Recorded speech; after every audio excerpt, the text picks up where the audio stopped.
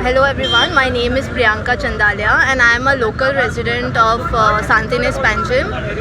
My only message has to be this, that it's been more than 2 years that we and my other fellow residents, whoever is staying over here, have been witnessing this. I have no clue what exactly am I supposed to say about this, but this has become a complete nuisance for us.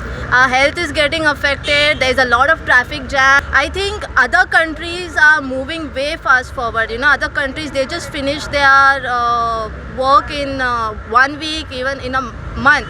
But why is our country, our state taking to finish such a simple job, like, you know, more than 2 years? So the government of Goa, please come and just do it as soon as possible so that we can live a healthy life.